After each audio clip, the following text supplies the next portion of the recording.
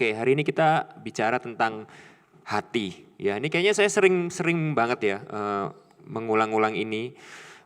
Malah ada beberapa orang itu yang mengidentikan saya, khotbah saya akhir-akhir ini selalu berbicara tentang hati. Jujur saudara, di dalam hidup ini itu tidak ada yang lebih penting daripada hati saudara. Gitu ya. Jadi pada waktu Alkitab itu berkata, jagalah hatimu dengan segala kewaspadaan. Itu memang sesuatu yang benar gitu, kunci. Karena apa? Karena dari situlah terpancar kehidupan kita. Gitu ya. Alkitab tuh nggak bilang jagalah keuanganmu meskipun itu penting. Nggak bilang jagalah kesehatanmu meskipun itu penting. Bahkan bukan yang utama itu bukan jagalah ibadahmu meskipun itu penting. Tapi yang utama itu menjaga hati. Karena hati itu kuncinya. Hati itu esensinya. Dan malam hari ini kita akan melihat ya bahwa hati itu yang Tuhan itu paling inginkan dari kita, tapi di saat yang sama hati kita itu masalah terbesar kita. Jadi masalah utama kita itu ada di dalam hati. Nah, jadi ya contoh ya saudara ya, di dalam kondisi seperti sekarang ini ya kondisi yang sangat sulit, mungkin banyak dari kita yang ngalamin proses ya sebuah kehidupan yang berat. Itu yang paling perlu dijaga di dalam semuanya ini adalah hati kita. Sekali lagi loh ya. Tanpa mengecilkan masalah keuangan, tanpa mengecilkan masalah kesehatan, tanpa mengecilkan masalah keluarga. Tapi yang paling perlu untuk kita jaga itu adalah hati kita. Gitu. Nah, jadi tugas gembala yang paling utama itu adalah untuk menjagai hati jemaatnya. Nah, itu kenapa tahun ini ya saya minta sih sama Pak Chandra ya untuk masuk ke community gitu ya. Kenapa ya? Karena saya ngerasa perlu spend time lebih banyak untuk bisa melakukan hal ini. Gitu loh. Bukannya saya meremehkan yang teknis ya, gitu ya. Bukan saya meremehkan peran eksekutif ya, tapi di dalam kondisi seperti sekarang, saya merasa waktu dan effort saya itu saya bisa pakai benar-benar untuk bisa membantu menjaga hati saudara, gitu ya. Jadi harapan saya lewat ini, lewat kemarin kita sepakat, gitu ya, lewat nanti beberapa program komsel lainnya gitu ya, pengajaran-pengajaran ini ya seperti yang sifatnya seperti sekarang ini sebenarnya nomor satu goalnya itu adalah untuk membantu saudara itu mengkalibrasi hati saudara gitu. Kenapa? Ya karena kalau kita lihat di Alkitab ya Tuhan itu selalu pakai masa-masa sulit itu untuk mengerjakan sesuatu yang indah di dalam kehidupan kita. Ya, jadi kadang pengalaman yang lebih dalam dan pengenalan yang lebih dalam akan Tuhan itu selalu terjadi itu di masa-masa padang gurun. Ya, sampai ada ayatnya yang di Maleakhi itu saya lupa Maleakhi berapa ya. Saya pernah khotbah itu kan. Tuhan berbicara seperti ini, aku membawa engkau ke padang gurun supaya aku bisa berbicara kepadamu. Jadi dengan kata lain kalau enggak di padang gurun kita itu seringkali susah untuk diajak bicara sama Tuhan. Ya, kesibukan-kesibukan kita, rutinitas kita itu menarik kita itu daripada Dia gitu. Nah, ini kita nanti akan belajar ini ya, bagaimana ternyata banyak banget berhala di dalam kehidupan kita yang membuat kita itu ya memang cenderung lupa sama pemberi segalanya dan kita lebih asik sama pemberiannya. Kita lebih asik sama berkatnya daripada pemberi berkatnya. Nanti kita lihat. Nah, seringkali memang Tuhan itu narik kita keluar ya. Ditaruh di padang gurun ya supaya akhirnya kita bisa fokus, kita bisa melihat Dia dengan lebih jelas. Kita bisa dengar suaranya Tuhan dengan lebih jelas. Makanya di kitab Wahyu kalau Saudara lihat ya, Wahyu itu kan tentang hari-hari akhir ya. Masa-masa sulit, masa-masa penganiayaan. Itu satu kata yang diulang-ulang terus di situ Tuhan bilang gini, hendaklah yang bertelinga bisa mendengar apa yang malaikat tuh hendak katakan kepada jemaatnya. Dengan kata lain di tengah-tengah persecution ya, penganiayaan, penderitaan itu seringkali C.S. Lewis bilang seperti ini, penderitaan itu kayak sebuah megafonnya Tuhan, yang Tuhan itu pakai untuk Dia itu bisa berbicara kepada kita. Karena di tengah-tengah penderitaan kita tuh seringkali bisa dengar suara Tuhan itu dengan jelas, gitu saudara. Nah, penderitaan itu tapi di sisi lain, kalau kita salah mencikapinya, hati kita keliru gitu ya, penderitaan itu juga bisa membuat kita jauh menjadi orang Kristen yang lebih buruk. Bisa menarik kita menjauh daripada Tuhan.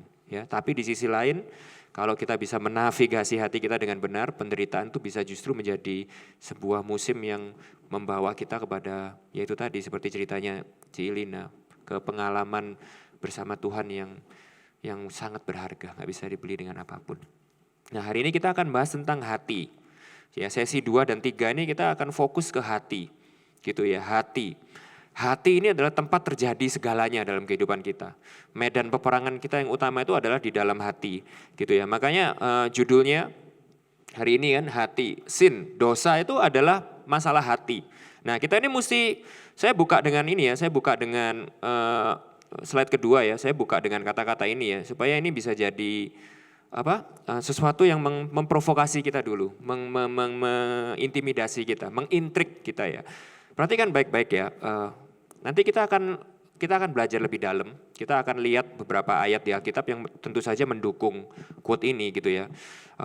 Bahwa masalah utama kita sebagai orang Kristen itu bukanlah ketaatan, melainkan ketaatan dengan motivasi hati yang keliru. Itu masalah utama kita. Nanti kita akan belajar ini ya. Tapi biarlah kata-kata ini di awal tuh sudah memprovokasi kita dulu.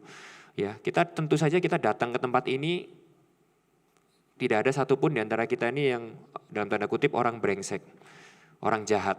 Pasti kalau dikategorikan kita ini adalah orang baik, gitu ya. Tapi nanti kita akan melihat bagaimana dari sebuah cerita, gitu ya, bahwa kadang kebaikan itu justru adalah menjadi sesuatu yang menghalangi kita kepada Tuhan. Kebaikan kita, ketaatan kita, kebenaran diri kita sendiri yang kita banggakan, kesombongan rohani kita, itu justru menjadi sesuatu yang justru membuat kita ini jauh daripada Tuhan. Justru itu yang memisahkan kita dari Tuhan. Nah, kita akan lihat itu. Ya, kita sama-sama buka di Lukas 15.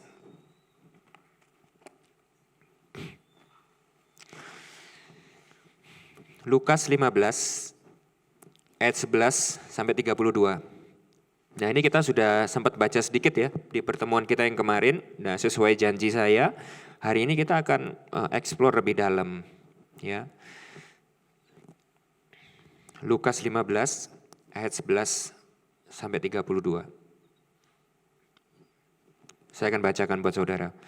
Perumpamaan tentang anak yang hilang. Ya, ini bagian dari seri khotbahnya Tuhan Yesus, di mana dia tuh ngasih beberapa perumpamaan tentang sesuatu yang hilang. Ini kemarin saya bahas di sepakat gitu ya. Tuhan Yesus memulai dari perumpamaan tentang domba yang hilang, lalu dirham yang hilang. Lalu yang terakhir seri khotbahnya itu ditutup dengan ini, pemungkasnya. Sebuah parable yang sangat terkenal, bahkan mungkin ini adalah salah satu literatur yang paling terkenal di seluruh dunia. Literatur, meskipun termasuk literatur yang sifatnya bukan agama. Ini salah satunya, gitu ya. Jadi dari Alkitab itu ada dua literatur yang paling terkenal dalam dunia sastra. Yang pertama itu Mazmur 23, yang kedua itu ini, gitu ya. Ini hampir seniman-seniman zaman dulu, meskipun bukan orang Kristen, gitu ya, tahu cerita ini. Sampai banyak pelukis-pelukis itu yang melukis ilustrasinya ya, seorang anak yang hilang, gitu. Nah, hari ini kita akan lihat bagaimana ternyata yang hilang itu bukan satu, yang hilang itu dua. Dan bahkan yang parah hilangnya itu bukan tokoh yang selama ini kita kira, tapi tokoh yang lain yang disebutkan dalam cerita ini. Oke, kita baca sama-sama ya. Saudara bisa baca dalam hati, saya akan bacakan buat saudara. Lukas 15 ayat 11 sampai 32. Yesus berkata lagi, ada seorang mempunyai 2 anak laki-laki. Kata yang bungsu kepada ayahnya, "Bapa, berikanlah kepadaku bagian harta milik kita yang menjadi hakku." Lalu ayahnya membagi-bagikan harta kekayaan itu di antara mereka. Beberapa hari kemudian anak bungsu itu menjual seluruh bagiannya itu, lalu pergi ke negeri yang jauh. Di sana ia memboroskan harta miliknya itu dengan hidup berfoya-foya. Setelah dihabiskannya semuanya, timbullah bencana kelaparan di dalam negeri itu, dan ia pun mulai melarat. Lalu ia pergi dan bekerja pada seorang majikan di negeri itu. Orang itu menyuruhnya ke ladang untuk menjaga babinya. Lalu ia ingin mengisi perutnya dengan ampas yang menjadi makanan babi itu. Tetapi tidak seorang pun yang memberikannya kepadanya. Lalu ia menyadari keadaannya, katanya, betapa banyaknya orang upahan bapakku yang berlimpah-limpah makanannya. Tetapi aku di sini mati kelaparan. Aku akan bangkit dan pergi kepada bapakku dan berkata kepadanya, Bapa, aku telah berdosa terhadap surga dan terhadap Bapa.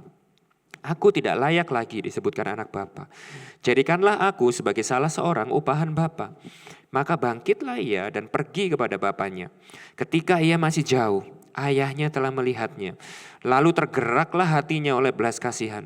Ayahnya itu berlari mendapatkan dia, lalu merangkul dan mencium dia.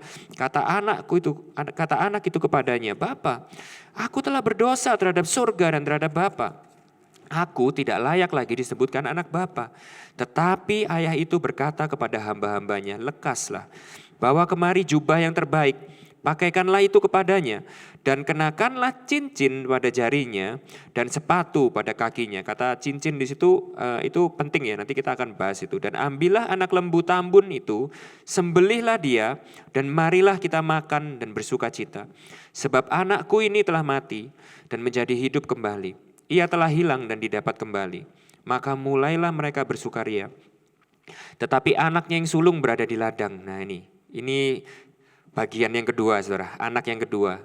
Saya minta saudara benar-benar perhatikan mulai dari ayat 25 ini sampai habis ya. Kita perhatikan benar-benar anak sulung ini.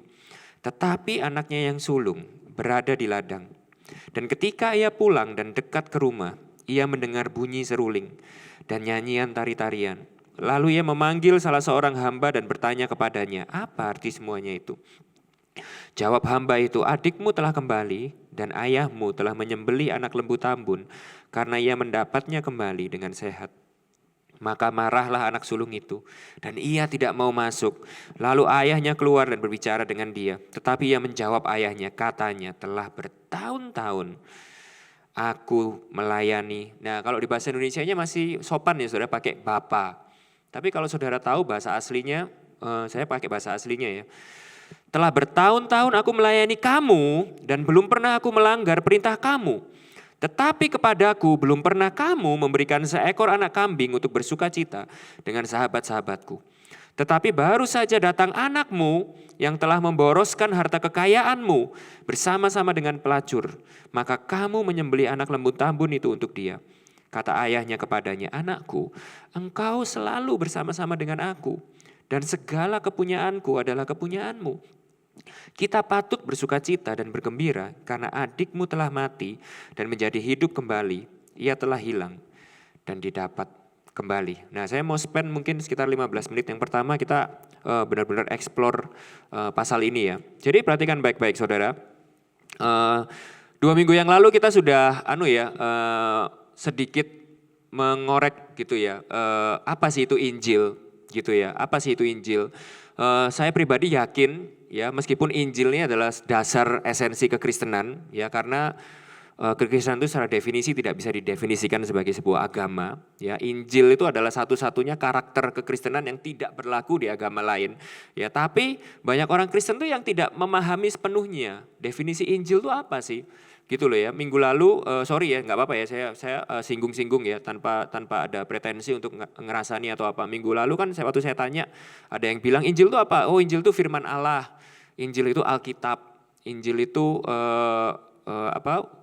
perintah Allah ya atau apa ya.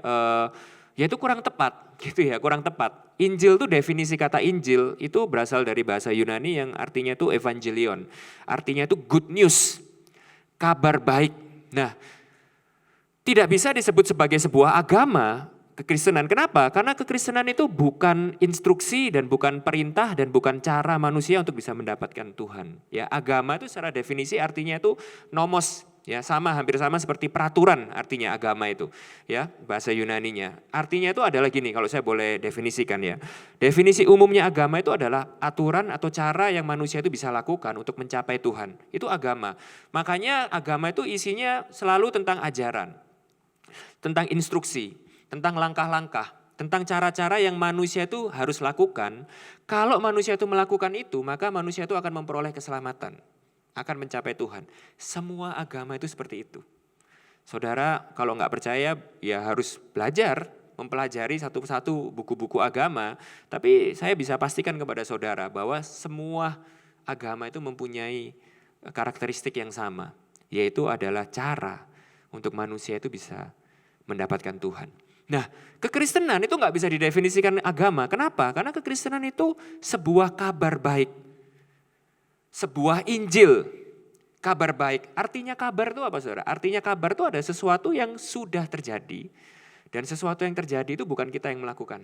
Itu definisinya kabar. Kalau kita dengar kabar tentang sesuatu, maka sesuatu itu sudah terjadi. Dan sesuatu yang terjadi itu di luar kita. Bisa mengerti ya saudara ya. Nah kabar baik apa? Kenapa kok kekristenan itu disebut kabar baik? Ya karena kekristenan itu tidak memberikan kepada kita itu cara-cara untuk mencapai Tuhan. Tapi sebaliknya saudara, kekristenan itu mengabarkan kepada kita bahwa Tuhan itu sudah datang mencari dan menemukan kita. Ini secara radikal beda sekali. Jadi pendekatan kita tentang kekristenan itu tidak bisa memakai pendekatan agama. Kalau enggak aneh saudara, kalau enggak ilustrasinya itu kayak gini. Misalnya nih ya, saya adalah penggemar Apple. Lalu suatu hari Apple tuh mengeluarkan sebuah produk yang sangat canggih dengan harga 100 juta. Lalu dia memberikan sebuah pariwara, undian. Yaitu kepada setiap orang yang mengumpulkan undian ini sebelum tanggal segini akan dipilih 10 orang itu memenangkan Apple yang limited edition. Cuman ada 10 biji di dunia dengan harga 100 juta. Wah, apa yang terjadi saudara? Apa yang terjadi? Wah, banyak orang yang langsung daftar, benar ya? Banyak orang langsung daftar mencoba untuk memenangkan undian tersebut. Saya salah satunya, misalnya kayak gitu. Wah, saya isi data diri saya, waduh lalu saya lengkapin semuanya, saya kumpulkan undian saya. Oke? Nah lalu saudara, saya tanya sama saudara, apakah sebuah kabar baik kalau misalnya tiba-tiba 2 minggu setelah itu saya mendapatkan sebuah surat, lalu surat ini berisi seperti ini. Kalau selamat, saudara terpilih. Terpilih sebagai apa nih? Terpilih kalau saudara bayar 100 juta, saudara bisa mendapatkan Apple ini. Kira-kira itu kabar baik gak saudara? Seneng gak saya dengarnya? Enggak ya? Tapi kalau misalnya suratnya itu bunyinya seperti ini. Selamat, Anda sudah terpilih dari 10 orang di dunia ini untuk memenangkan Apple Limited Edition ini secara gratis. Kira-kira reaksi saya seperti apa saudara? Haleluya, haleluya, haleluya. Benar gak saudara? Wah, saya lompat, saya cium istri saya cium anak saya. Saya langsung lompat, saya happy. Ini kabar gembira. Setuju ya saudara ya? Itu baru namanya kabar baik. Itu namanya kabar gembira. Kalau kita ini dikasih persyaratan-persyaratan yang kita tidak bisa capai, itu namanya kabar buruk saudara, bukan kabar gembira. Nah tapi kan aneh saudara, aneh ya. Misalnya kita ini menerima sebuah kabar baik, bahwa saya sudah memenangkan Apple ini secara gratis. Lalu saya telepon orangnya, lalu saya bilang sama orangnya gini, kasih saya syarat-syarat untuk saya memenangkan Apple itu. Loh, kamu tuh sudah menang Apple-nya? Nggak bisa, saya harus bayar. Kalau saya nggak bayar, saya bisa kehilangan Apple itu. Kira-kira yang bikin kompetisi ini ngadepin saya pusing nggak saudara? Pusing. Yang punya kompetisi akan bilang sama saya, kamu bisa memiliki Apple ini karena bukan kamu yang bayar. Sudah ada orang lain yang bayar. Sehingga ini jadi kabar gembira buat kamu. Kamu tinggal menerima Apple ini dengan gratis. Saudara bisa mengerti sampai sini ilustrasinya udah mulai ngefeel ya. Udah mulai nangkep ya.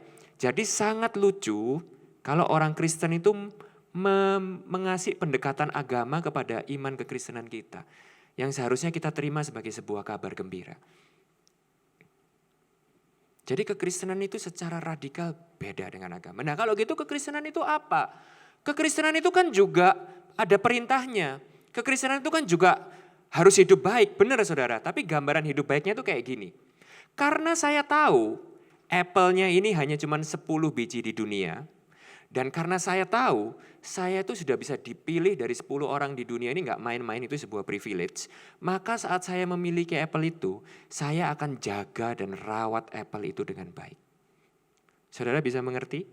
Bisa mengerti ya? Jadi perbuatan baik kita, hidup kudus kita, ketaatan kita, itu bukan karena syarat, bukan.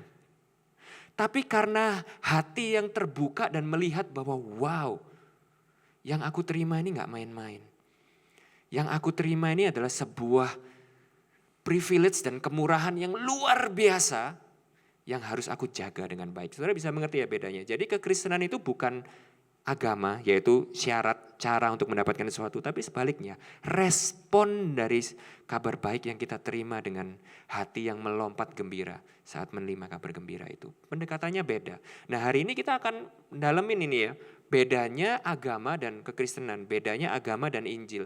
Dan kenapa hanya Injil yang benar-benar mampu merubah hati kita, agama enggak.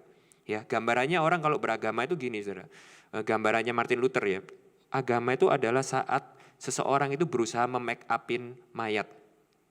Jadi mayat itu mati, kita berusaha make upin, kita berusaha percantik. Tapi dalamnya mati, saudara. Lama-kelamaan busuk, lama-kelamaan busuknya itu akan keluar. Tapi kalau Injil itu lain, saudara. Injil itu merubah dari dalam keluar. Nah jadi ini yang saya sering bilang kan, kalau orang ya berasal dari background yang sangat suka khotbah yang sifatnya itu praktikal. Ya dengerin doktrin dan dengarkan Injil ini mesti sabar saudara. Kenapa? Karena merubah kita dari dalam keluar itu nggak bisa dengan praktikal. Saya pernah ceritakan ya di Matius 5 ya. Ini kita dengerin gini tuh sambil ngerenung, sambil kalibrasi. Matius 5 contohnya. Kalau saudara perhatikan, Yesus khotbah tentang 3 orang. Yang pertama orang yang memberi, yang kedua orang yang berdoa, yang ketiga orang yang berpuasa. Ya Matius 5. Tuhan Yesus nggak membandingkan orang itu yang memberi dengan tidak memberi, bukan. Tuhan Yesus nggak membandingkan antara orang yang berpuasa dan tidak berpuasa. Oleh sebab itu kamu malas, kamu harus puasa, bukan. Tuhan Yesus juga tidak membandingkan antara orang yang berdoa dan tidak berdoa. Wah kamu doamu nggak kayak Pak Peter kamu, aduh kamu mesti doa, kamu kurang doa, bukan. Yang Tuhan Yesus bandingkan adalah 2 orang yang sama-sama memberi, 2 orang yang sama-sama puasa, dan 2 orang yang sama-sama berdoa. Tapi yang satu memberi dengan hati yang keliru. Yang satu memberi dengan hati yang benar. Yang satu berdoa dengan hati yang keliru. Yang satu berdoa dengan hati yang benar. Yang satu berpuasa dengan hati yang keliru. Yang satu lagi berpuasa dengan hati yang benar. Jadi saudara, sangat berbahaya. Kalau kita berusaha merubah perilaku kita tanpa hati kita terlebih dahulu berubah, itu bahaya. Nah kita akan lihat ini ya, itu bahayanya agama. Saat justru perilaku kita ini berubah, kita taat melayani Tuhan. Tapi di dalam hati kita ini sebenarnya self-centered. Kita ingin mendapatkan sesuatu dari Tuhan. Kita ingin mengontrol Tuhan dengan ketaatan kita, dengan kebaikan kita. Supaya Tuhan bisa memberikan apa yang kita mau. Nah kita akan belajar itu. Nah kita fokus ke cerita ini ya. Cerita ini adalah bagian dari khotbah serinya Tuhan Yesus tentang yang hilang. Tadi saya udah singgung sedikit ya. Ingat ya kemarin saya cerita ya. Ini luar biasa. Nah ini loh bedanya agama dan kekristenan. Tuhan Yesus itu datang, Tuhan Yesus itu bilang seperti ini. Ada seorang gembala yang punya domba. Lalu ada domba yang hilang itu dia cari sampai ketemu. Sehingga akhirnya dia bisa memiliki semua. Dia punya 100 domba, 99 hilang, 1 dicari sampai ketemu. Sehingga akhirnya domba ini bisa diselamatkan. Nah domba itu adalah gambaran makhluk yang bodoh saudara.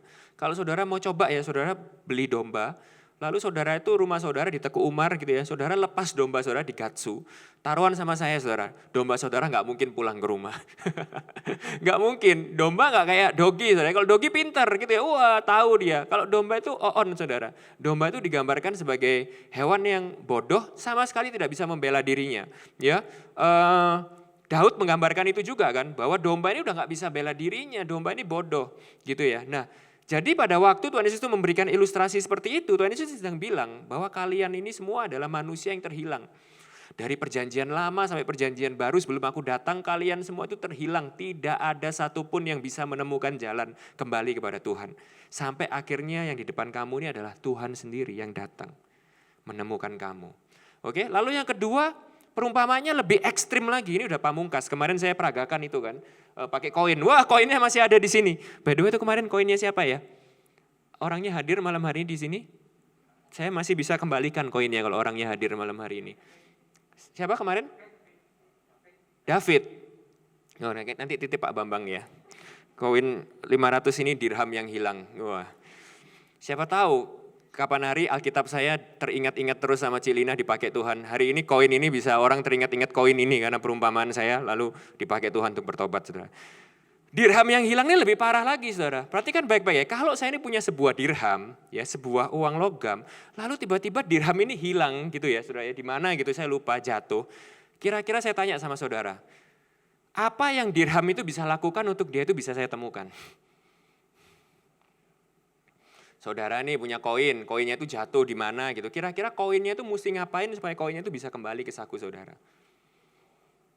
Enggak bisa saudara, tidak ada sama sekali yang dirham itu bisa lakukan untuk dirham itu bisa ditemukan.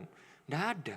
Satu-satunya cara dirham itu bisa ditemukan adalah kalau yang punya itu datang, keliling cari seisi rumah, sampai akhirnya menemukan dirham itu. Dan menjadikan dirham itu kembali menjadi miliknya. Saudara itu gambaran saudara dan saya. Jadi pada waktu Tuhan Yesus itu datang, dia itu mengklaim dirinya sebagai juru selamat. Dia itu lagi ngomong bahwa bukan kamu yang menemukan aku, tapi aku yang menemukan kamu. Bahkan bukan kamu yang mencari aku, tapi aku yang datang mencari kamu. dan menemukan kamu. Nah yang ketiga, yang terakhir itu adalah perumpamaan tentang anak yang hilang ini. Nah saudara mesti tahu ya, di zamannya Tuhan Yesus, itu pada waktu Tuhan Yesus itu berkhotbah, audiensnya itu ada dua.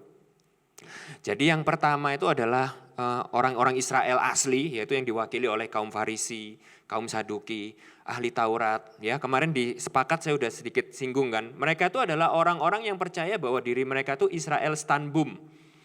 Saudara tahu ya Stanbum ya. Beberapa waktu yang lalu Om Andra itu beli anjing Siberian Husky saudara ya. Wah COVID beli anjing 6 juta, bingung saya saudara ya. Tapi kok anjingnya bagus, lucu gitu ya. Lalu di kupingnya itu ada biru-birunya gitu. Lalu saya tanya sama Om Andra itu kude kan, "Deh, apa ini kupingnya?" gitu ya. Pakai bahasa Ibrani tentu saja. Apa ini kupingnya gitu. Lalu Om Andra itu bilang, "Oh ini Stanbum namanya. Ini artinya sertifikat bahwa anjing ini keturunan asli." Gitu. Nah itu yang bikin harganya 6 juta gitu. Kalau nggak ada Stanbumnya nggak 6 juta itu harganya. Ini asli, Siberian Husky asli dari Siberia gitu ya. Wah ya dibohongin apa nggak tahu gitu ya saudara ya. Nah kaum Farisi, kaum Saduki itu mereka menamai diri mereka dan mengidentifikasi diri mereka sebagai Israel Stanbum, saudara, asli. Makanya mereka nggak mau jadi satu sama yang campur gitu ya, Samaria itu yang campuran. Yang lain-lain itu campuran, mereka merasa itu sudah terkontaminasi, sudah nggak pure. Sudah nggak Stanbum, harganya sudah turun. Nah kalau saudara itu ingat, ya saudara, kalau saudara itu ingat ya, mereka nggak salah sih merasa kayak gitu. Ya, kenapa? Karena memang di perjanjian lama itu Tuhan Yesus, bukan Tuhan Yesus, sorry, Allah itu ya, Tuhan itu sudah bilang bahwa bangsa Israel itu memang bangsa terpilih. Dan sepanjang kalau saudara baca kitab perjanjian lama ya, Tuhan itu memang selalu menunjukkan kalau mereka itu bangsa yang terpilih. Apalagi zamannya Daud. Gak ada bangsa satupun perang menang lawan mereka saudara. Dan gak main-main loh, perangnya itu gak fair saudara. Cuman 300 orang lawan puluhan ribu menang. Ntar cuman pakai nyanyi ngelilingin temboknya runtuh. Caranya itu gak fair. Jadi dengan kata lain Tuhan tuh selalu nunjukin. Keluar dari Mesir bayangin saudara. Gak masuk akal lagi ditunjukin sama Tuhan. Laut Merah dibelah, mereka nyebrang, itu semua bangsa Mesir mati di situ. Itu jadi Tuhan itu sudah menunjukkan terus-menerus favornya dia dalam tanda kutip bahwa bangsa Israel adalah bangsa terpilih. Nah itu kebawa terus sampai zamannya Tuhan Yesus ada di situ. Ya itu kaum Farisi, kaum Saduki, ahli-ahli Taurat itu adalah orang-orang yang masih percaya dan memegang betul bahwa mereka ini adalah the legitimate heir. Legitimate heir itu adalah ahli waris yang sah. Bangsa terpilih, pilihannya Tuhan. Mereka percaya. Itu audiens yang pertama, oke? Audiens yang kedua ini adalah the outcast, yaitu perempuan-perempuan pelacur, apa itu tax collector itu apa bahasa Indonesianya? Tax collector itu pemungut cukai, ya. Lalu ya orang-orang brengsek lainnya yang mereka anggap brengsek, orang Samaria, orang sakit, ya, orang wanita-wanita. By the way dulu wanita itu nggak dianggap, ya kemarin kita sudah bahas ya, wanita nggak dianggap. Lalu Samaria, pemungut cukai, orang-orang berdosa lainnya. Nah, jadi kalau saudara tahu itu, maka anak bungsu ini adalah kira-kira gambaran yang mana saudara? Jadi kalau sebelah sini itu adalah kaum Farisi dan kaum Saduki. Ya, yang sebelah kanan ini adalah pemungut cukai, orang Samaria dan yang lain-lain gitu. Kira-kira yang digambarkan anak bungsu yang mana? Yang jelas yang sana, menghakimi itu cocok kan? Jadi kaum Farisi dan Saduki belum sudah menghakimi, cocok memang saudara. Nah, ya betul. Jadi pada waktu Yesus cerita ya tentang anak yang pertama itu tentu kepada orang-orang ini, gitu loh. Orang-orang ini, yaitu orang-orang yang jelas-jelas mungkin dalam tanda kutip itu meninggalkan Tuhan. Bisa mengerti ya, keluar dari rumah, meninggalkan Tuhan, orang berdosa. Nah lalu Tuhan tuh cerita dengan cerita seperti itu, bahwa kamu tuh sebenarnya adalah anak-anakku loh. Kamu tuh sebenarnya sudah punya sesuatu yang berharga di hidupmu, tapi engkau sia-siakan itu semua. Engkau sia-siakan pemberianku, engkau sia-siakan berkatku dengan engkau hidup seenaknya sendiri. Engkau hidup di dalam dosa. Nah tapi sekarang Bapa menanti engkau pulang. Dan Tuhan Yesus itu bilang seperti ini, anak bungsu ini sama dengan keadaan mereka. Karena mereka memilih untuk meninggalkan keisraelannya mereka. Ingat ya yang 2 minggu lalu kita ceritakan di Babel itu terbelah jadi 2 kan. Gitu ya, yang jadi sama dengan Babel terkontaminasi, sama yang sini yang tetap pure tapi memisahkan diri, menghakimi. Nah kira-kira yang pemungut cukai apa itu pada waktu Tuhan Yesus bilang seperti itu, tapi lihat hidupmu sekarang hancur. Engkau bagaikan di negeri asing, makan babi, makan kotoran babi pun tuh nggak bisa. Nah, itu nasibnya mereka saat itu, dijajah Romawi, gitu loh. Tapi sekarang kalau engkau pulang, Bapa menanti engkau pulang, dan Bapa akan mengembalikan statusmu lagi sebagai anak-anak Bapa. Wah, kira-kira yang pada waktu itu audiens yang kedua reaksinya gimana, saudara? Nangis semua gitu ya, kayak lagi nonton Ikatan Cinta semua gitu ya saudara ya, terharu, wah tobat gitu ya, bertobat semua saudara mungkin ya, wah bertobat gitu ya semua ya di sini. Waduh, yang kalau saudara tahu kan waktu Tuhan Yesus melayani itu pemungut cukai bertobat ya, Sakeus ya, lalu Maria ya, lalu wanita yang mengurapi Yesus, semuanya itu ya ini golongan ini. Pada waktu Yesus bertobat seperti ini, bayangan saya mereka hatinya tertusuk. Ternyata kita belum binasa. Ternyata kita ini masih bisa diterima Bapa. Ternyata Bapa itu masih mengasihi kita. Dan ternyata masih ada kesempatan buat kita ini kembali pulang, diterima oleh Bapa. Wah, luar biasa saudara. Dan kalau kita tahu ya, si anak bungsu ini happy ending saudara. Happy ending. Ya. Tapi yang berikutnya ada yang anak kedua. Yaitu yang anak sulung. Nah, ini kita mesti ngerti ceritanya. Zaman dulu saudara, kalau bapak itu punya 2 anak, ya, lalu bapak itu meninggal, maka warisan itu akan dibagi kepada yang bungsu itu 1/3, kepada yang sulung itu 2/3. Oke, jadi anak sulung itu selalu dapat lebih banyak. Saudara tahulah ceritanya itu Esau, Yakub, kenapa mereka tuh sampai rebutan kayak gitu ya. Jadi yang besar tuh pasti dapat lebih banyak, gitu ya. Nah jadi, kenapa si anak sulung ini marah? Satu yang pertama, pada waktu anaknya ini pulang yang bungsu, lalu dikasih baju lagi, lalu dikasih cincin lagi, itu artinya gini, engkau masuk lagi ke kakak. Engkau secara resmi masuk lagi ke akte kartu keluarga. Jadi meskipun kau sudah pergi, udah kayak gitu, menyakiti hati, bayangin ya, nih anak ini tuh nganggep bapaknya itu udah mati, saudara. Nganggep bapaknya ini sudah mati, bapaknya masih hidup, dimintain warisan, ditinggal pergi. Saudara, jadi tapi mereka waktu datang lagi, bapaknya ini menyambut, meluk, cium, dikasih baju, dan pamungkasnya itu dikasih cincin lagi. Yang artinya adalah gini, kamu kembali menjadi anakku yang sah lagi, dan kalau aku mati, engkau masih dapat warisan lagi. Nah jadi bisa kebayang ya anak sulung ini marahnya seperti apa. Jadi dia itu sekarang udah cuma punya 2/3, dari 2/3 itu nanti habis gitu kalau mati dipotong lagi 1/3. Jadi dia ini sadar bahwa ini gak fair. Nah jadi si anak sulung ini marah gitu loh, lu kok bisa anak bungsu yang sudah kayak gitu dibandingkan aku yang selama ini melayani, selama ini taat, selama ini melakukan semuanya itu dengan benar, kok bisa aku tuh ikut dirugikan? Kok bisa aku tidak dapat lebih dari mereka? Jadi kalau saudara lihat marahnya anak sulung itu kan gitu kan. Ternyata anak sulung ini juga mau sama dengan apa yang diingini anak bungsu. Cuman caranya berbeda. Jadi kalau anak bungsu ini caranya dengan jelas-jelasan ngambil semuanya pergi dari rumah. Yang anak sulung ini caranya berbeda. Pakai cara topeng saudara.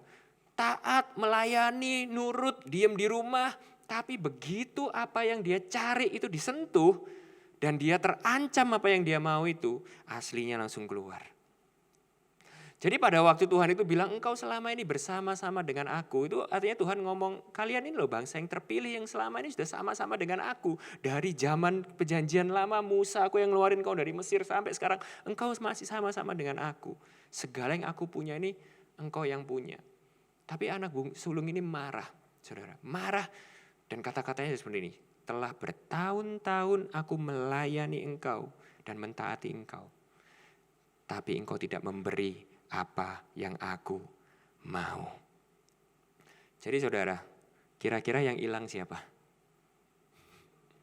Yang satu hilang di luar rumah, yang satu hilang di dalam rumah. Jadi dalam cerita ini, Yesus itu sedang meredefinisikan dosa dan arti kata hilang kepada kita. Manusia, ya secara natural, ya manusia itu punya 2 pemikiran untuk menggambarkan relasi manusia itu dengan Allah. Ya. Yang pertama adalah gini, kalau sama Tuhan itu ya pilihannya cuma 2. Gitu ya, kalau sama Tuhan ini pilihannya cuma 2. Either kamu itu mentaati Tuhan, mengikuti Tuhan, atau engkau tuh jelas-jelas ya menolak Tuhan, meninggalkan Tuhan dan hidup untuk dirimu sendiri. Oke? Itu secara natural manusia itu memikir seperti itu. Betul sih. Tapi kita dari sini juga belajar, saudara. Ada dua juga cara untuk kita ini menolak Tuhan. Ada dua juga cara untuk kita ini memisahkan diri kita dari Tuhan. Yang pertama, tentu dengan cara anak bungsu itu, yaitu dengan menolak dia dan meninggalkan dia. Tapi bisa juga dengan caranya anak sulung. Yaitu justru dengan kita itu mentaati dia, melayani dia. Tapi dengan motivasi yang keliru. Saudara bisa mengerti ya ini ya. Suatu hari saya kasih sebuah ilustrasi ya, di buku ini kan ditulis ilustrasinya oleh Charles Spurgeon.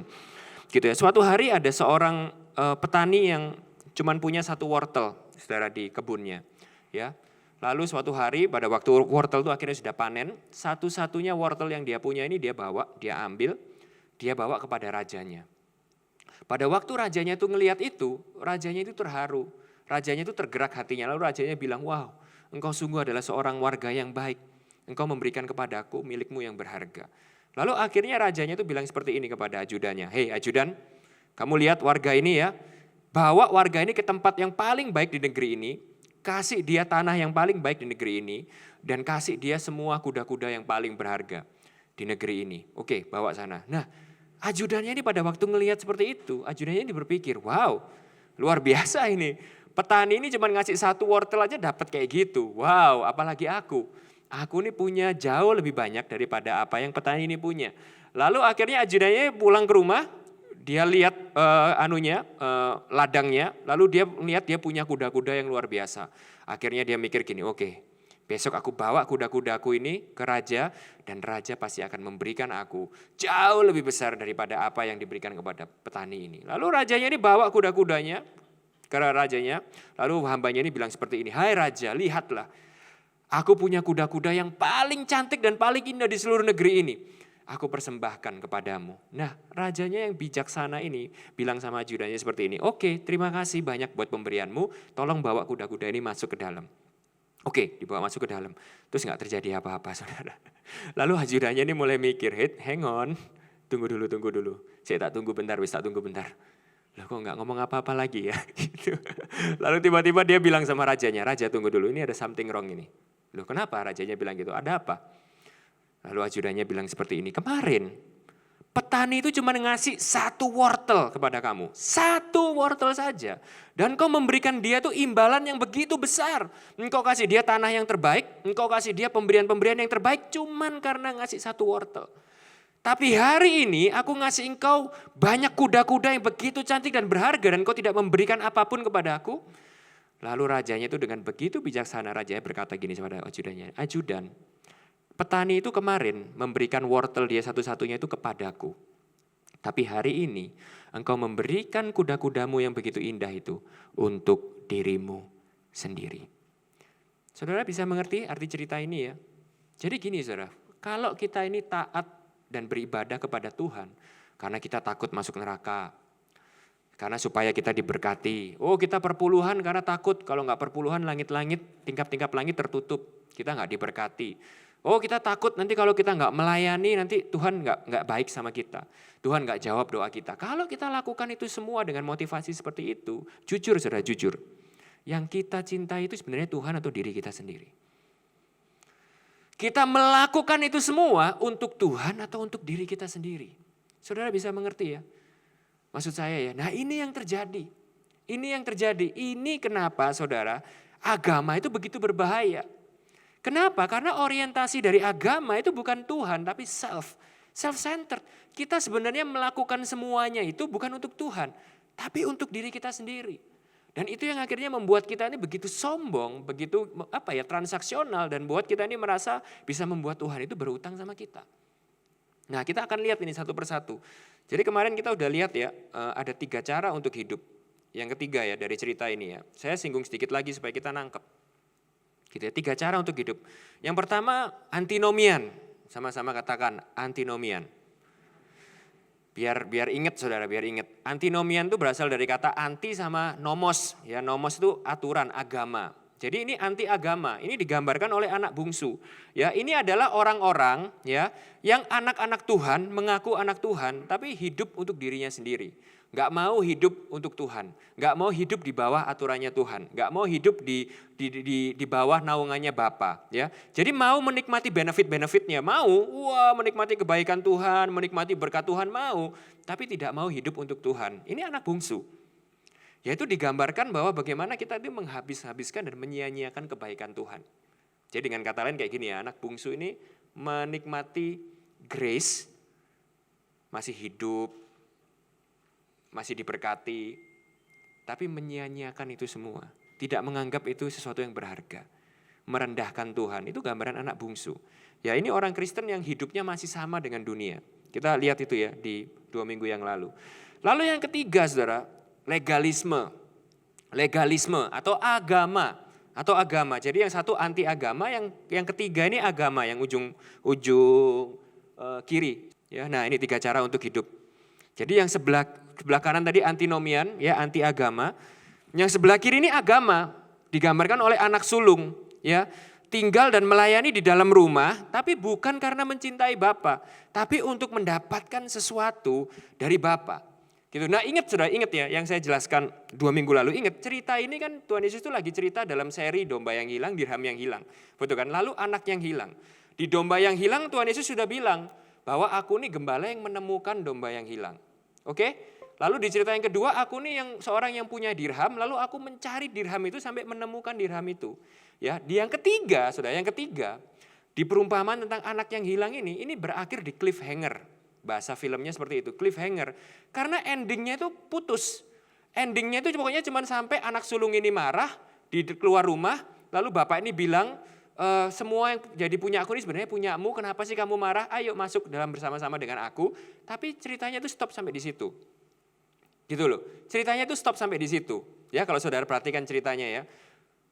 Enggak jelas akhirnya anak sulung ini masuk ke rumah atau gimana, enggak jelas. Nah, apa sebenarnya yang terjadi di sini? Ya ingat ya, konteksnya kan. Tuhan Yesus itu lagi menandakan dirinya sebagai seorang Tuhan yang datang ke dunia mencari yang hilang. Ya. Nah, kalau saudara ingat ya, Tuhan Yesus itu digambarkan sebagai saudara kita yang sulung. Saudara sulung kita yang sejati.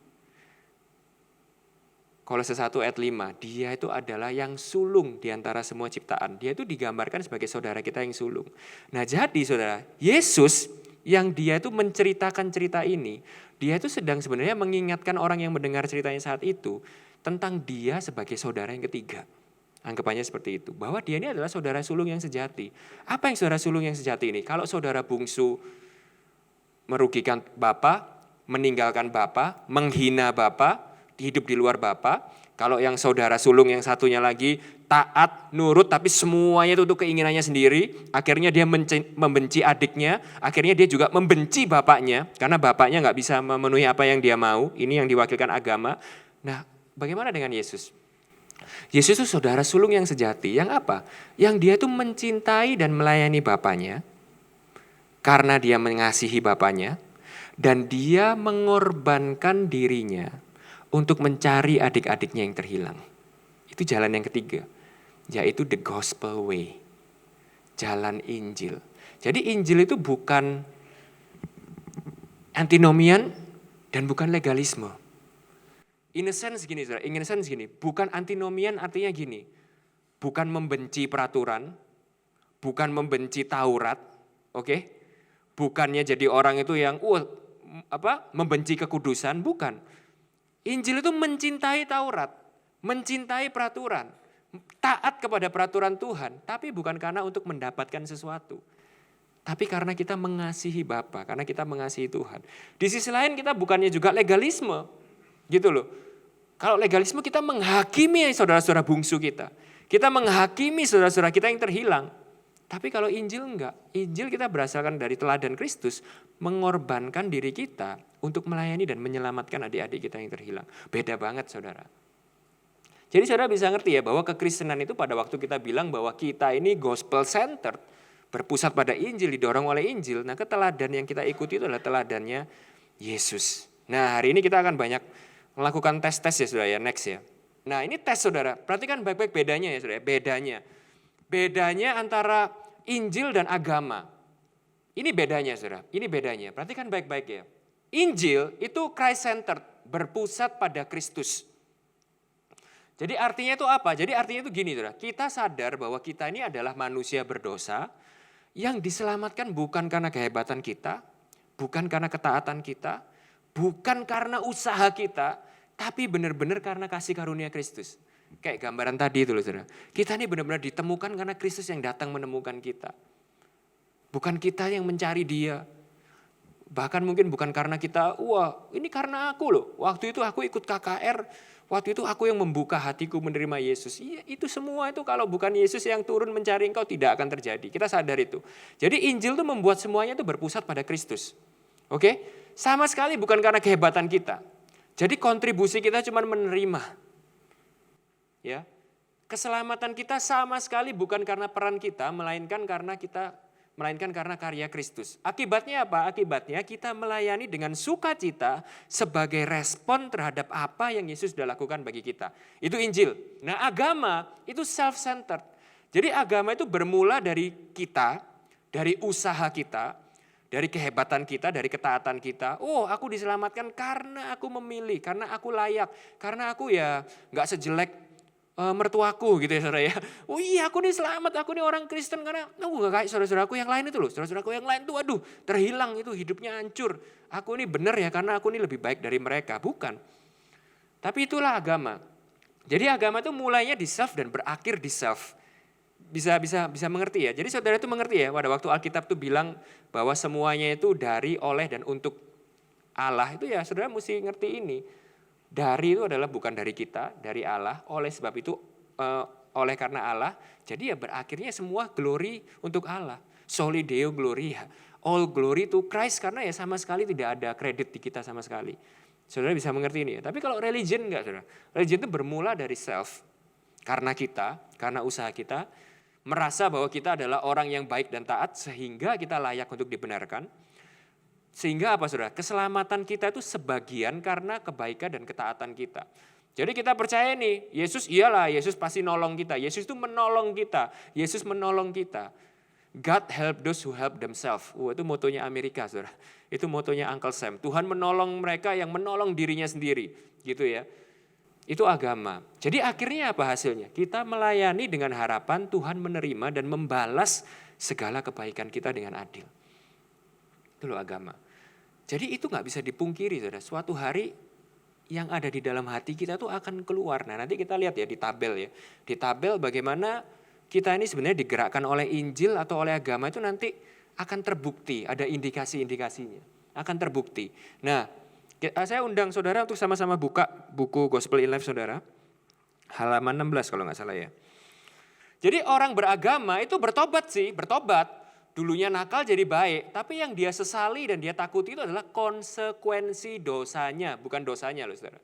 Tapi kalau Injil itu bertobat karena memang benar-benar menyesali dosanya. Dan dia itu sadar bahwa dosanya dia itu menghancurkan hati Bapa.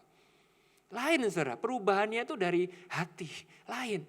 Kalau agama itu cuma berubah tingkah lakunya karena takut konsekuensi dosanya. Waduh, nyesel aku sudah kayak gini. Gara-gara kayak gini bisnisku hancur. Waduh, tobat. Jangan-jangan kalau gini lagi Tuhan gak berkati. Gitu saudara. Di dalam hati yang paling dalam kita tahu bahwa kita masih mencintai dosa tersebut. Kita masih mengingini dosa tersebut. Tapi kalau Injil itu lain. Karena kita tahu bahwa kita ini manusia berdosa yang Tuhan itu datang mati buat kita membayar dosa-dosa kita yang begitu bobrok dan banyak itu. Kita jadi benar-benar menyesali dosanya itu karena dosa itu sendiri. Lain saudara, lain. Terus kalau lain lagi ya, agama itu ya cenderung palsu dan munafik. Kenapa? Ya karena kita ini agama itu mengajarkan kita untuk perform supaya diterima. Itu esensinya agama. Karena kita percaya bahwa bagaimana kita ini bersikap dan berbuat itu yang membuat Tuhan menerima kita. Dan saudara jangan salah saudara ya, sikap itu membuat juga sama hubungan kita dengan sesama kita. Jadi pada saat kita dengan sesama kita akan cenderung jadi orang yang palsu dan munafik. Jaga sikap, jaga image, karena mindset pemikiran kita adalah kita ini dapat reward sesuai dengan performance kita. Kita ini diterima sesuai dengan performance kita. Saudara bisa ngerti ya? Tapi kalau Injil itu lain. Jadi makanya kalau saudara baca Alkitab ya, saudara gak heran lagi pada waktu Alkitab itu terutama Paulus ya. Dia meng-set up, bayangin ya saudara ya, prototipe gereja itu saudara mesti baca di Alkitab. prototipe gereja ya. Bagaimana Paulus itu sebagai seorang apostle, seorang apostle apa rasul itu membangun gereja. Kalau saudara lihat ya, salah satu trait-nya, Paulus selalu bilang seperti ini. Setialah kalian dalam menanggung dosa satu sama lain, saling mengaku dosalah satu sama lain, saling mendoakanlah satu sama lain. Kenapa? Karena kalau di Injil kita ini tahu bahwa kita ini diterima bukan karena kehebatan kita. Kita ini tahu bahwa kita ini manusia yang tidak sempurna, manusia berdosa, bobrok yang diselamatkan oleh karena kasih karunia. Oleh sebab itu, saudara, kita ini nggak terlalu pusing untuk munafik palsu menutupi semua dosa kita. Karena kita tahu penerimaan kita itu bukan karena itu. Saudara bisa mengerti ya, ini akan menjadikan kita ini orang yang jauh lebih damai sejahtera. Jadi orang yang lebih genuine. Gitu loh. Bisa mengerti ya? Bisa mengerti ya. Nah, kita lihat ya sama-sama ya, tabelnya ya. Ini saya bacakan satu persatu. Saudara ngerenungin gitu ya. Oh iya rek aku yang kiri, oh iya aku yang kanan. Jangan, bojoku nih yang kanan gitu, jangan saudara ya.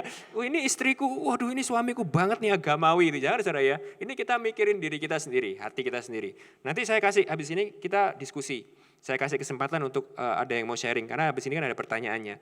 Tapi harapan saya saat kita baca satu persatu ini, kita benar-benar ngerenungin, saudara. Benar-benar kalibrasi hati. Oke, saya bacain ya. Agama berkata seperti ini. Saya taat, karena itu saya diterima. Wah, jadi Tuhan itu menerima saya ya karena saya ini sudah taat. Karena saya layak untuk diterima, itu. I obey, therefore I'm accepted. Tapi kalau Injil itu kebalik. Injil itu kebalikannya. Injil itu gini, saudara. Karena saya sudah diterima, maka itu saya taat. Ngerti nggak bedanya, saudara? Jadi kalau Injil itu gini loh, tahu aku nih orang berdosa, aku nih bobrok, tapi diterima Tuhan. Kebacut kalau aku nih nggak taat sama Tuhan. Saudara bisa mengerti ya. Gambarannya itu ada salah satu ceritanya Charles Dickens ya. Kalau saudara suka sastra, saya ini kebetulan orangnya suka baca, saudara. Charles Dickens itu ada satu ceritanya yang terkenal ya. Ada seorang budak Amerika kulit hitam zaman dulu ya, African American ya. Itu kalau zaman dulu, kalau saudara nonton filmnya Apartheid gitu ya saudara, filmnya Nelson Mandela atau filmnya yang lebih kontemporer itu Django ya. Saudara akan tahu bagaimana budak itu diperlakukan ya zaman dulu ya. Jadi budak itu saudara, kalau saudara sudah dibeli sama seorang kulit putih, saudara orang kulit hitam nih jadi budak, saudara dibeli sama orang kulit putih, itu saudara udah nggak bisa ngapa-ngapain. Orang kulit putih ini mau ngapa-ngapain saudara aja bisa. Maka salah satu gambaran yang sering diceritakan itu kan adalah kalau musim dingin, perutnya orang kulit hitamnya ini dibuka, saudara. Perutnya dibuka, dimasukin kakinya orang kulit putih ini untuk penghangat. Sampai segitunya, saudara. Saking nggak berharganya hidup seorang budak. Ya, kalau saudara lihat ceritanya ya, apalagi yang terkenal itu ya, ceritanya Harriet. Itu film baru juga tentang perbudakan. Ya, itu sampai saudara itu kalau majikan saudara lagi mabok, saudara disuruh jilatin pantatnya kudanya, majikannya harus mau, saudara. Kalau nggak mau nih bad mood sedikit, saudara dibunuh, saudara diapa, udah nggak ada polisi yang nangkep. Kenapa ya? Karena budak itu punya saudara berhak. You have all your rights for your property. Bisa ngerti ya, saudara punya semua hak untuk properti, saudara, dan budak itu properti. Nah di ceritanya Charles Dickens, saudara ya, ada seorang budak itu yang tiba-tiba dibeli lunas sama seorang kulit putih juga yang lain. Ternyata orang kulit putihnya ini baik banget. Jadi pada waktu dia ini dibeli, hidup untuk orang kulit putih, si orang budaknya ini sudah mikir, wah mati dah aku nih, udah hidupku gak lama terserah lah. Tapi berjalannya waktu dia kaget, ternyata orang kulit putih ini baik banget. Dia dikasih makan, dia dikasih baju, bahkan disekolahin, disuruh ngejar mimpinya, saudara. Sampai suatu hari ya, singkat cerita, kalau tak ceritain waktunya gak cukup, singkat cerita, si majikan kulit putihnya ini bilang sama budaknya, kamu sekarang udah pergi. Free, you are free to go, kejaran mimpimu, jadilah manusia, kejar mimpimu, kamu tuh manusia yang berharga, pergi, jangan jadi budak lagi. Oke, orang kulit putih ini pergi, berjalan beberapa saat, orang kulit putih ini dengerin ada orang yang jalan ngikutin dia. Lalu orang kulit putih ini noleh ke belakang, lalu ngelihat budaknya ini masih terus jalan ngikutin dia. Loh, kamu ngapain ngikutin saya? Go, pergi, jalan lagi dia. Tiba-tiba dia noleh ke belakang lagi, masih ada lagi budaknya di jalan ngikutin dia. Lalu dia mundur ke belakang, turun dari kudanya, mundur ke belakang, bilang sama budaknya ini, kamu apa yang kamu lakukan sih? Kamu kan sekarang udah gak jadi budak. Kamu kan sudah bebas, kamu udah tak bebasin, kamu bebas, pergi hidup sesuai dirimu. Lalu orang kulit hitamnya, budaknya ini bilang seperti ini, Kalau aku ini menjadi seorang budak untuk Tuhan seperti kamu, maka tidak ada hidup yang lebih baik bagiku untuk melayani engkau seumur hidupku. Saudara bisa mengerti? Itulah gambaran kita. Itulah gambaran kita. Itulah gambaran Injil. Itu bagaimana Injil itu membuat kita ini apa ya saudara ya? Memberikan kita dorongan yang berbeda untuk kita ini melayani Tuhan. Bukan untuk mendapatkan sesuatu dari Tuhan kita loh, bukan. Tapi karena kita tahu Tuhan kita ini sudah sangat baik dan melakukan sesuatu yang kita ini gak akan pernah bisa bayar balik. Dan tidak ada pilihan yang lebih baik dari hidup ini untuk terus hidup melayani Dia. Saudara bisa mengerti ya. Jadi Injil itu berkata, aku ini nurut karena aku ini sudah diterima. Bukan aku nurut supaya aku diterima. Berikutnya, kalau agama motivasinya itu adalah fear and pride, saudara. Motivasinya itu adalah rasa takut dan rasa tidak aman, kesombongan gitu ya, rasa tidak aman. Rasa takut tuh gini, saudara, aku harus taat ya, karena kalau aku nggak taat nanti gini. Aku harus taat, kalau nggak taat aku gini. Aku harus ngasih, kalau aku nggak ngasih nanti gini. Jadi didorongnya itu oleh rasa takut dan cemas. Gitu loh, rasa takut dan cemas. Kalau Injil beda saudara, Injil tuh motivasinya benar-benar berdasarkan sukacita dan ucapan syukur. Bisa mengerti ya? Bukan karena kita ini takut, kalau nggak gini, kalau nggak gitu, beda saudara. Jadi bahasanya itu beda. Kalau saudara tuh ngelihat pelayanan lalu saudara berkata seperti ini, aku harus ini, aku harus itu ada sedikit agama di situ. Kalau Injil itu kata-katanya beda saudara. Injil itu kata-katanya, aku mau ini, aku mau itu untuk Tuhan. Aku mau melakukan ini untuk Tuhan, beda saudara. Aku mau melayani ini, aku mau melayani ini, beda. Sekali lagi ya, ambil waktu ini untuk benar-benar kita merenungkan. Masing-masing pribadi merenungkan. Selama ini kita gimana? Dalam waktu kita untuk ngasih. Makanya Alkitab Tuhan bilang seperti ini. Ada janda miskin. Ngasih cuma 1 koin, saudara bayangin. Mungkin kalau sekarang ya 200 perak lah gitu ya. Lalu ada seorang yang lainnya satu lagi ngasih 2 juta dari kekayaannya. Lalu tiba-tiba Tuhan itu bilang ya intinya Tuhan lebih berkenan dengan pemberian janda miskin itu. Ya, lalu ada yang lebih detail lagi bilang seperti ini. Karena Tuhan itu menyukai pemberi yang memberi dengan sukacita. Nah kalau misalnya dari 2 ilustrasi ini, kira-kira kalau dari pemberian kita, yang Tuhan suka itu pemberiannya atau hati kita yang sukacita? Kalau pemberiannya sudah nggak mungkin saudara, karena Tuhan lebih suka yang 200 perak daripada yang 2 juta. Jadi yang Tuhan mau dan Tuhan suka itu hatinya yang sukacita, bukan pemberiannya, nominalnya. Jadi lebih baik saudara itu ngasih apa yang saudara punya dengan hati sukacita. Tuhan aku ngasih ini dengan ucapan syukur meskipun sedikit. Daripada saudara itu bilang gini, aduh aku harus ngasih ini meskipun berat, tapi harus aku ngasih ini. Kalau aku ngasih nggak enak aku. Tuhan nggak suka itu saudara. Tuhan nggak perlu duit kita, jangan salah. Agama itu membuat kita ngerasa bahwa Tuhan itu perlu kita. Wah ini kalau saudara baca di Kisah Para Rasul 13, itu tuh ngamuk banget itu Paulus itu, ngamuk banget. Kamu kira Tuhan ini adalah Tuhan yang dilayani dengan tangan manusia. Kamu kira Tuhan ini butuh dilayani dengan tangan manusia. Wah betapa bodohnya engkau. Tuhan itu bukan Tuhan yang perlu tanganmu. Tuhan itu bukan Tuhan yang perlu untuk kau bantu. Bisa mengerti ya. Jadi di sini beda banget. Pendekatannya beda banget. Nomor 3, agama itu gini saudara, pada waktu situasi hidup tidak sesuai dengan harapan, kita marah sama Tuhan dan kepada diri kita sendiri. Karena kita percaya bahwa setiap orang yang baik layak mendapatkan kehidupan yang baik. Gak fair ini Tuhan, COVID ini harusnya yang kena krisis itu yang bebal-bebal, yang bejat-bejat itu. Harusnya engkau meluputkan anak-anakmu dari krisis ini. Gak suka, aku gak bisa. Aku sudah taat, aku sudah baca Alkitab, semuanya ini gak ada bedanya dari mereka. Gak fair ini Tuhan. Di mana keadilan? Gitu. Tapi kalau nerima berkat gak tanya, di mana keadilan? Gak tanya itu ya saudara ya. Padahal dipikir-pikir juga gak adil Tuhan berkati kita daripada gak berkatin orang lain. Itu loh agama saudara. Karena agama itu menciptakan sebuah mindset Tuhan itu berhutang sama kita. Tapi kalau Injil beda saudara. Injil itu bilang seperti ini. Saat situasi hidup gak sesuai harapan, kita bergumul. Bukannya langsung jadi orang, lagi krisis ekonomi kita nyanyi lagu Bob Marley ya, don't worry. Be happy, itu orang gendeng. Itu sudah stres, itu perlu psikiater, itu perlu konseling sama Pak Michael itu ya. Atau bukan gini saudara, waduh setiap hari cuma nyantai aja, nyantai, relax, nggak perlu ngapa-ngapain bro. Welcome to my paradise gitu, bukan saudara ya. Jadi pada waktu situasi ini jelek, kita juga bergumul, tapi kita tahu bahwa semua hukuman kita itu sudah ditanggung oleh Yesus. Dan sekalipun Allah mengizinkan kita melewati kesulitan, itu untuk melatih kita.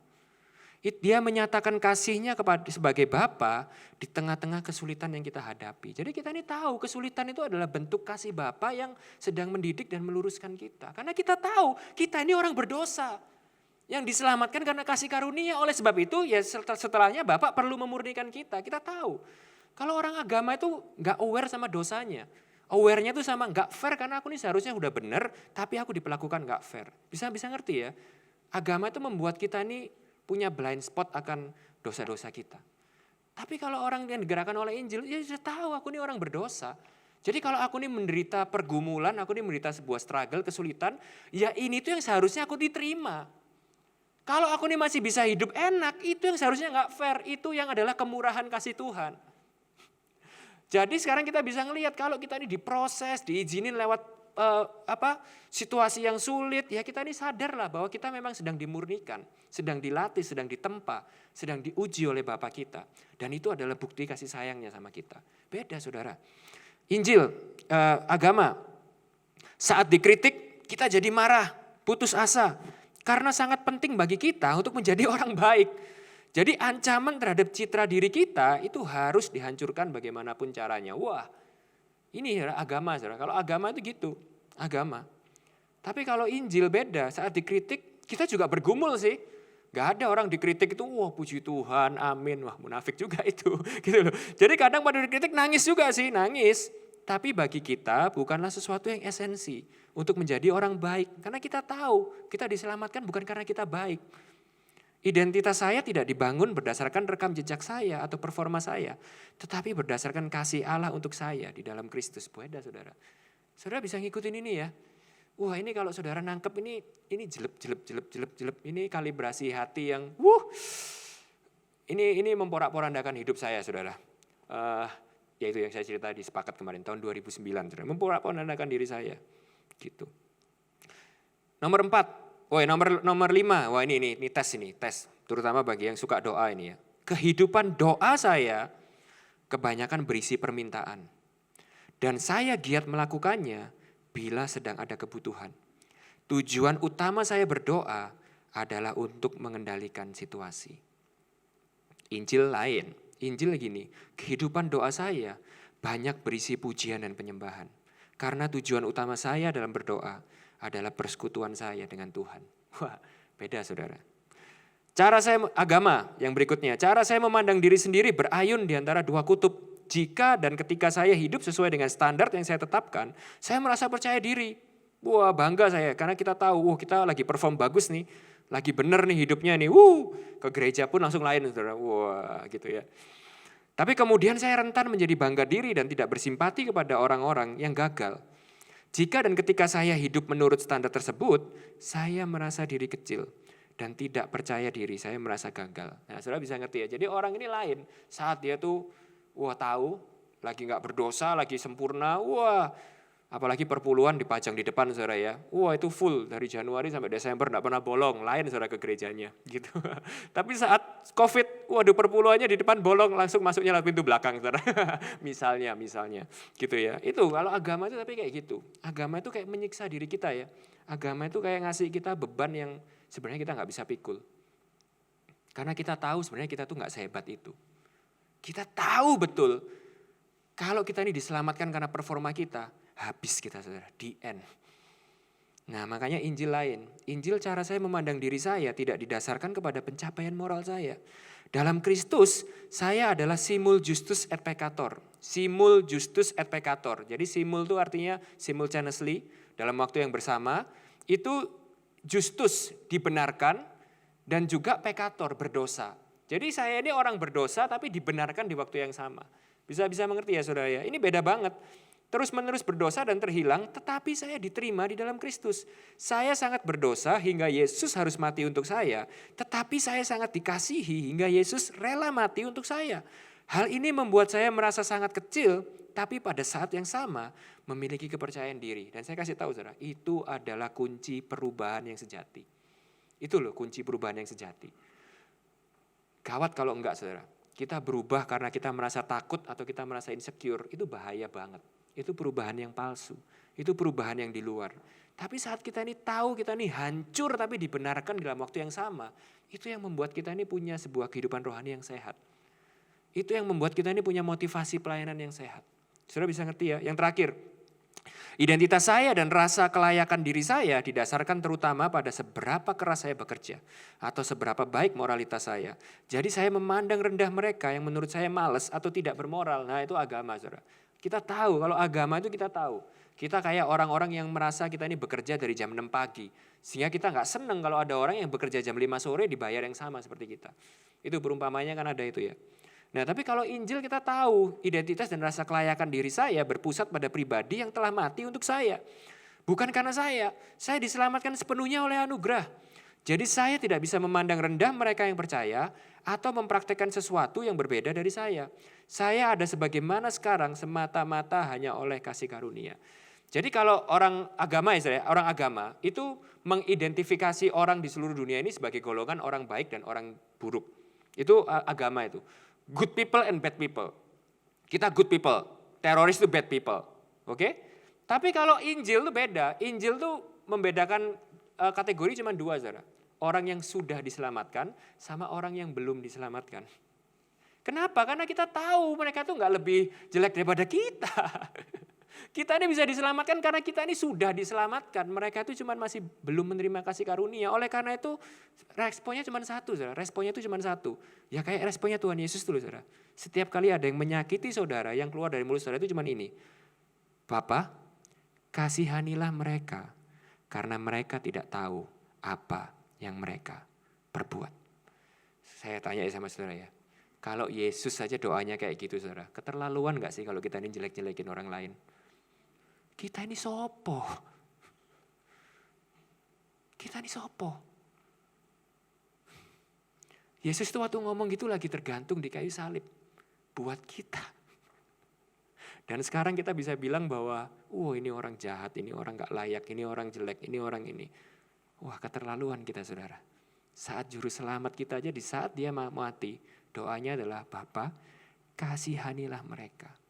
Karena mereka tidak tahu apa yang mereka perbuat. Setiap kali saudara itu benci sama suami saudara atau istri saudara gitu yang lihat mukanya, saudara cuma bisa bilang ampunilah dia. Kasihanilah dia karena dia tidak tahu apa yang dia perbuat. Apalagi dia punya suami atau istri seperti saya gitu saudara. Oke? Nah itu beda banget kan saudara ya. Bisa mulai ya. Bisa udah mulai ngefeel ya saudara ya. Saya harap kita semua belajar sesuatu hari ini. Hati kita bisa ngalamin sesuatu hari ini. Nah ini satu lagi yang berikutnya. Saya tutup dengan ini. Setelah ini kita diskusi. Tes hati. Nah, tes hati saudara. Tes hati. Keselamatan. Yang A. Aku selamat karena aku cukup baik dibandingkan kebanyakan orang. B. Aku selamat 100% hanya karena salib Kristus. Nah, saya tanya ya sama saudara ya, ini dijawab dalam hati. Jangan keluar suara, jangan angkat tangan. Saudara. Jawab. Kalau misalnya selesai dari gil ini, saudara ya, selesai dari gil ini, kita selesai, kita tutup, kita keluar dari tempat ini, tiba-tiba waktu saudara menuju ke mobil saudara atau ke motor saudara, tiba-tiba ada sebuah truk yang jalan, lalu saudara ketabrak. Duar! Mati nggak saudara? Tergantung ketabrak apanya, enggak udah. Ini bukan pertanyaan trivia kayak gitu. Mati ya saudara ya, mati ya. Mati ya saudara ya, mati kan, oke. Nah, kalau saudara itu mati kita praktek di depan, langsung kan saudara itu melek. Melek itu ada di akhirat gitu ya saudara ya. Nah kira-kira saudara itu begitu melek, saudara itu yakin gak saudara itu masuk surga? Oke ini dibilangin jangan jawab loh ini. Kaum Farisi ini kayaknya, kaum Saduki. Oke, direnungkan saudara, direnungkan ya. Suatu hari saya pernah konseling orang. Orang ini begitu kritis sama Alkitab. Waduh nanya ayatnya tuh yang pertanyaan-pertanyaan yang saya rasa waduh mesti si bejoli yang jawab bukan saya gitu saudara ya. Wah nanyanya aneh-aneh. Sampai akhirnya mempertanyakan, ini itu. Nah di akhir cerita saudara, kita ngomong tentang keselamatan. Gitu. Lalu saya tanya sama dia, pertanyaan ini. Waktu itu saya lagi ketemu sama dia di Gosia. Saya bilang sama dia, kalau kita keluar dari Gosia ini ya, lalu abang ketabrak mobil, kira-kira abang yakin 100% enggak buka mata tuh abang masuk surga? Dia jawab gini saudara, enggak, aku enggak bisa yakin. Lalu saya jawab gini sama saudara, wah benar berarti betul saya, perkiraan saya, abang ini orang sombong. Loh kaget dia, apa maksudnya? Loh justru kan saya ini rendah hati. Kalau saya ini bilang saya ini yakin masuk surga, itu berarti baru saya ini sombong. Dia bilang kayak gitu, enggak, saya bilang sama dia gitu. Abang itu orang sombong. Kenapa? Karena abang itu merasa, abang itu bisa melakukan sesuatu untuk bikin abang itu masuk surga. Jadi dia tuh ngerasa gini saudara, iya aku kalau sekarang belum siap, jangan. Aku masih banyak kelemahan, aku kemarin baru berbuat dosa ini, berbuat dosa itu, hidupku belum sempurna. Jadi kalau aku mati sekarang, aku belum yakin aku masuk surga. Saya bilang sama dia, sombong. Gitu loh, kok bisa? Ya itu. Jawabannya sebenarnya saudara ya, jawabannya saya kasih tahu ya, kalau saudara mengerti Injil, jawaban yang paling rendah hati yang kita bisa kasih adalah kita bilang gini, yes, aku yakin 100% aku masuk surga. Tapi bukan karena kehebatanku. Aku yakin 100%. Kenapa? Ya karena Yesus yang sudah mati dan membayar dosaku. Jadi saudara bisa mengerti? Kalau saudara itu punya Injil, mengerti Injil, saudara akan punya keyakinan itu. Saudara mau mati kapanpun pasti masuk surga. Kenapa? Ya karena bukan karena kehebatan kita saudara. Karena nggak ada satupun kontribusi kita itu yang bisa bikin kita masuk surga. Nggak ada. Mau bayar tiket berapa surga itu saudara? Nggak ada. Jadi kita ini sadar betul bahwa yang bikin kita selamat tuh hanya karena karya pengorbanan salib Kristus. Nah jadi dijawab ya, jawabannya A atau B. Ini kalau ujian petunjuknya udah terlalu banyak nih sudah pasti bisa jawab benar. Nah ketaatan. Yang pertama adalah gini, ketaatan adalah kewajiban. Supaya aku diberkati dan tidak dihukum. Atau yang B saudara, ketaatan itu adalah sebuah kesukaan. Karena apa yang Yesus itu sudah lakukan buat aku. Nah coba direnungkan ya, selama ini kalau lagi pelayanan, hari Rabu harus komsel misalnya gitu. Tapi kalau nggak komsel, waduh nanti jangan, bahaya kalau nggak komsel, nanti gini. Atau kayak kita ini suka, kita pengen melakukan sesuatu ya karena apa yang Yesus sudah lakukan buat kita. Yang ketiga, kekudusan. Nah ini saudara, kekudusan itu adalah A, hasil kerja keras kita sehingga kita sangat bangga saat berhasil dan merendahkan orang lain yang tidak sekudus kita. Atau B, kita sadar bahwa kekudusan adalah hasil karya Tuhan di dalam hati kita yang kita terima sebagai sebuah karunia sehingga kita bisa mengasihani orang lain yang juga masih bergumul. Nah kira-kira yang mana? Ini tes hati saudara. Tes hati. Nah saya kasih tahu saudara ya. Jawaban saudara itu adalah indikator selama ini hati kita ini digerakkan oleh Injil atau agama. Saya tutup dengan quote ini, yang terakhir. Ini sudah saya sebutkan ya, yang terakhir ya. Tapi kita baca sama-sama, quote yang terakhir. Kita baca sama-sama ya, yang bahasa Indonesia ya. 1, 2, 3. Untuk menemukan Tuhan, kita harus bertobat dari segala kejahatan kita. Tapi bila kita berhenti di situ, kita hanya akan menjadi anak sulung. Untuk benar-benar menjadi orang Kristen yang sejati, kita baca sama-sama, kita juga harus bertobat dari alasan kita berbuat baik. Saya tutup di situ saudara. That's the power of the gospel. Ya, jadi kalau perubahan agama itu adalah sebuah perubahan tingkah laku tanpa perubahan hati. Perhatikan baik-baik ya. Tapi kalau perubahan Injil, itu adalah perubahan dari dalam keluar. Nah saya kasih contoh terakhir sebelum saya tutup. Kalau saudara tuh lihat ya di 2 Korintus 8, ya di 2 Korintus 8. Pada waktu itu keadaan itu sangat miskin ya. Keadaan itu kira-kira ya kayak kita sekarang mungkin ya, lagi ada krisis. Di zamannya Paulus itu lagi ada krisis. Ya tiba-tiba Paulus itu lagi mengajarkan sesuatu kepada jemaatnya. Dia bilang seperti ini. Kita harus memberi ya, karena banyak saudara-saudara kita yang lagi menderita kemiskinan. Oke? Kita butuh untuk kita memberikan apa yang kita bisa karena ada saudara-saudara kita yang membutuhkan kita. Nah, tapi saudara ya, perhatikan baik-baik. Paulus itu nggak bilang seperti ini, kita harus memberi karena ini, kita harus memberi, kita harus pengorbanan, kita harus tetap ngasih perpuluhan, kita harus kasih persembahan supaya kita gini. Enggak. Kuncinya kalau saudara lihat di 2 Korintus 8 ayat 9, 2 Korintus 8 ayat 9, Paulus itu bilang seperti ini. Kenapa alasan kita memberi?